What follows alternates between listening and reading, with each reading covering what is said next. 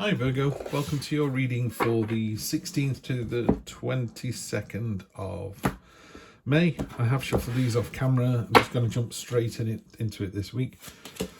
We have the Page of Cups.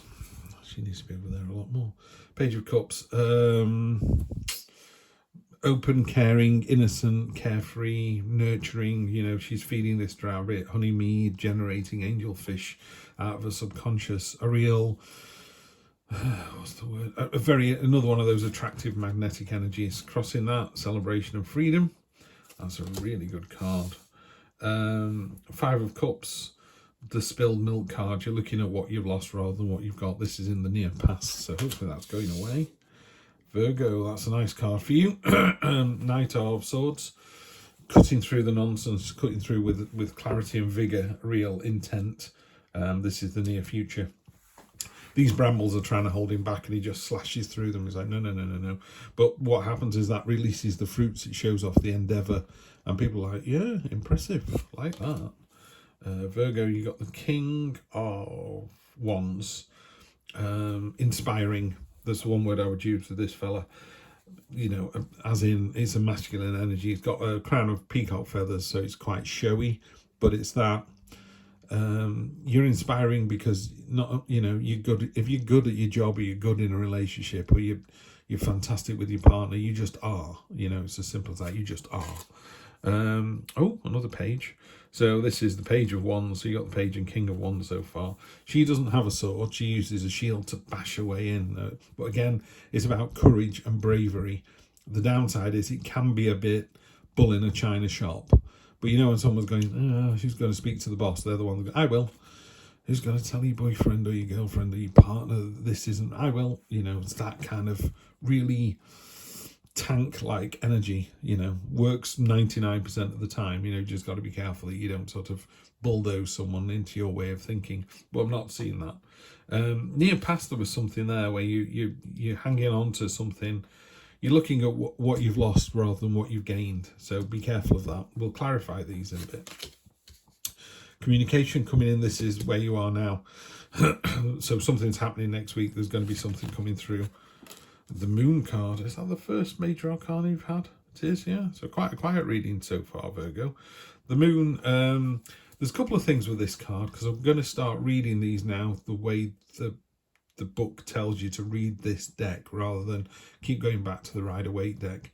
So I'm going to read these as they say to be read. I will still temper it now and again with, actually, the Moon card means this. You know, it depends. With some people, one of the exercises you can do in the tarot is get yourself a tarot deck that you like the look of. Look at those cards. Find the cards that make you tingle or make you happy or make you sad or give you an emotion. And find another. There should be a lot of cards that are just like, I don't really care for these one way or the other. So out of 78 cards, you're probably going to have 60 that are like, whatever. You're going to have, you know, 5 or 6 that make you feel really good, and 3, 4 or 5 that make you, you know, you don't like to receive. Mine's the 5 of Swords. And it just gives you a way to be instinctive and intuitive about the cards. So for the Moon card here is talking about, you know, you've got this weird hand coming towards you. It's quite scary. It's like, wow, what's that? That's actually her hand pointing down. So it's like, oh, so it's a double-sided kind of thing. You thought it was this, but it's this. Water's all about kind of subconscious, you know, that idea of flowing between the two. This is just pouring out at the moment. So it's a real kind of subconscious energy. Watch for any kind of signs and portents. You know, it's like, oh, I saw a black cat. Or I often get, I'm not sure what it is, but I've been told it's my spirit guide. I can get my spirit guide. He used to be on my left shoulder. Now he's behind me. There's some stairs and he's on the stairs. So some days I get this feeling that someone is on the stairs watching me. Tall, thin guy called Robert, apparently. Anyway, that's nothing to do with you guys, Virgo. So basically, there's some communication coming in, and then this is the external influences, which is, you know, your subconscious, your gut feeling. Go with your gut this week, and that's going to serve you well. And then we have Wheel of Fortune, Destiny. Something that's coming in fast, you're not expecting. There's nothing you can do about it. It's coming in. That's all I can tell you. There's no, what's the word? There's no getting away from it. You know, it's going to happen.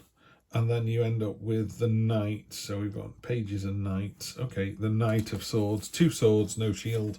So whereas she's got a shield to bash away and he's got 2 swords. All these messages here that come trailing through as well. This is like a speedboat on a lake. You know, it's really coming through. So a lot of activity next week, Virgo. It's going to be interesting to see how that actually pans out. Energy on the bottom of the deck. Love to see that. So that's the Ace of Pentacles. Really good energy. That's about getting something started, but from a real solid foundation. So something coming in next week that's going to be really quite big and really quite unexpected. You've got to go with your gut on that. It is a celebration. And after last week's nonsense, where it was a bit, woe is me, this is all very powerful, very dynamic, moving forward stuff. Love to see this. Just going to clarify with 3 cards. I think that's all we need. Okay, not doubling down, I thought we were. We've got the High Priestess, which is very similar to the Moon card. It's about the subconscious, mysteries, the unknown. So let's go for that. Definitely the end of something. 10 of Swords, the end of something. Not in a bad way, just, you know, that job's over, or I'm not going to, or my partner's been working nights and now they're not for 2 weeks. It's that kind of thing, you know. Mocks at school have finished, mock exams have finished, so it's just that, it's the end of something. And then you've got the Knight of Pentacles, Knight of Swords, Knight of Pentacles. A lot of night energy this, so that is very eventy. You know, there's something going on as an event. She's very steadfast. She's got stamina and tenacity. Tenacity is a great word. I love that. You know, if you're tenacious about something, whatever life throws at you, you just get through it. Her armor, because they all build their own armor, so the Knight of Swords has got hardly any armor on because he's fast and active. She's the exact opposite. She's armored like a tank, so you're really well protected, but you're not as agile as you could be. You're not as responsive, so just temper that with this woe is me from last week. I mean, the underlying thing to me is there's a great start coming in. The feeling is it's a new start, but that in this deck, this Destiny card, is a real left field, unexpected, what the heck is going on, yeah? So you've got that coming in next week. Let's just put a card on top of that. Let's just have a look and see what it says about the Destiny. So otherwise, it's called the Wheel of Fortune in other decks, which is, you know, the traders in the station, jump on board. In this deck, it's a bit more literal. It's like there's nothing you could do about it. It's fate. It's coming in and that's it. Yeah, on top of it, you got the Hierophant, which is the greater good. You know, it's got beehive. If it's good, if it's not good for the hive, it's not good for the bees. So just be wary of any decisions you make next week aren't too selfish. Selfish has crept in a couple of times. Selfish can be good. Don't get me wrong. We're the dominant species on the planet because we're selfish. So yeah, let's leave it at that. I think watch out for signs and portents with the moon and then Destiny coming in, but the underlying reading for the card is really good and it's very eventful. Expect a lot of things to happen next week. Have a great week, Virgo. See you next week for more of the same.